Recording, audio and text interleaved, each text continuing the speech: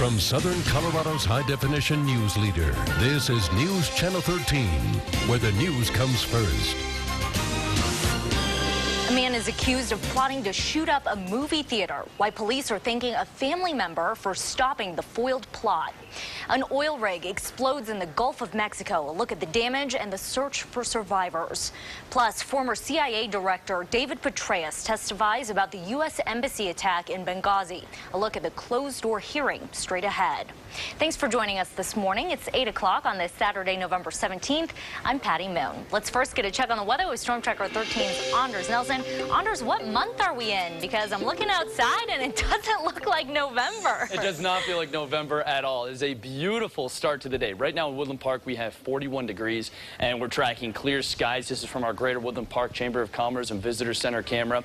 Pretty much the same story in Colorado Springs. A couple degrees cooler, but still very comfortable, right around 40 degrees. This is our Brakes Plus camera at 8th Street and Abbott Lane. Clear skies as we look east in Pueblo. Our Parkview Medical Center camera coming in with 43 degrees. Again, temperature-wise, really not a bad way to start the day off. Really tracking a lot of 40s along the I-25 corridor. Colorado Springs officially at the airport coming in at 49 degrees. Still have a few 30s across the plains and 22 for Alamosa, but a bit of an improvement from the 10 we started this morning off at. Temperature-wise, we are a bit warmer than we were 24 hours ago. 5 to nearly 20 degrees for a lot of areas. So again, warmer temperatures are here to start the morning off. We'll be in the 60s by noon, and then by 4 o'clock, 50s and 60s. We'll have a few high clouds throughout the day. And tomorrow, great news. Maybe just dropping a degree or two for most areas, but holding on to a beautiful weekend. How long is this weather going to stick around? We'll take a look at the 7-day forecast coming up in a few minutes. Patty, back to you. Thank you, Anders. A police officer is in the hospital after being hit in a traffic stop. KRDO News Channel 13's Dana Molina joins us live from where it happened. Good morning, Dana.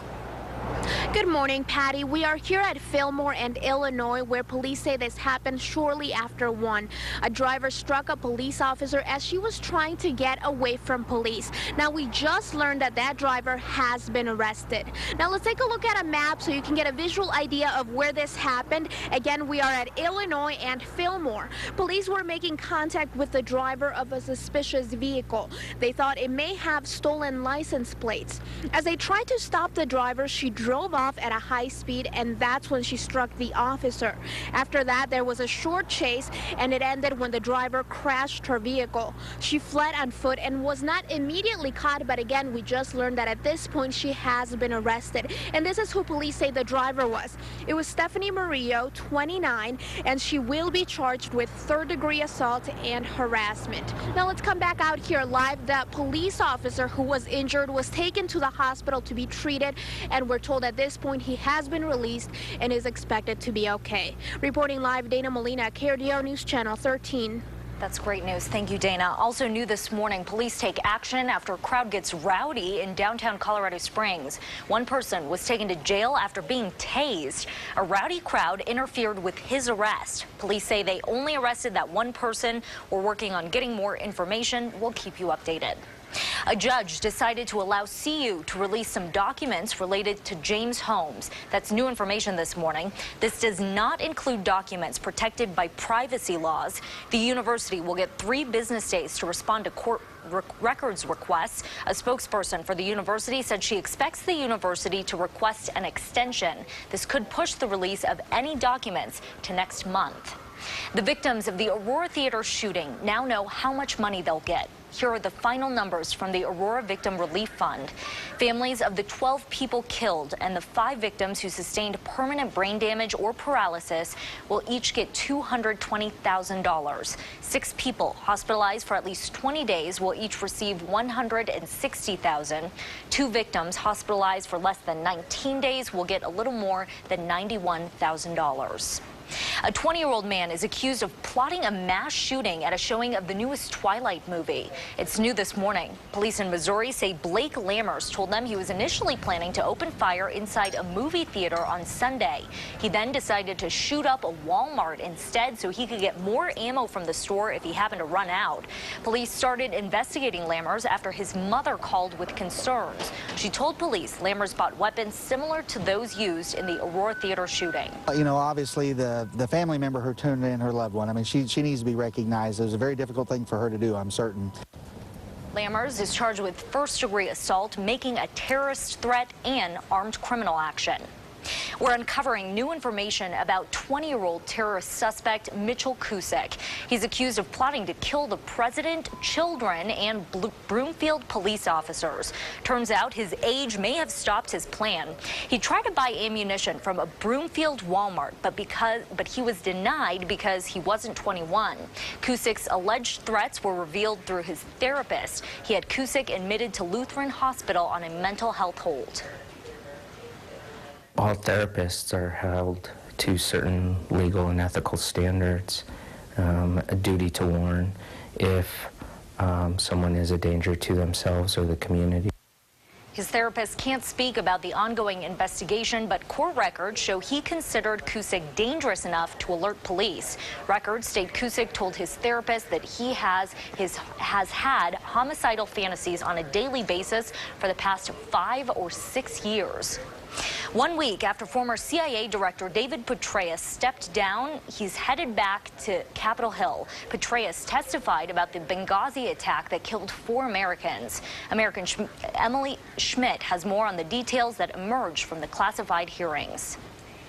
Various scenarios. David Petraeus ended a week in the spotlight behind closed congressional doors. General Petraeus's briefing was comprehensive.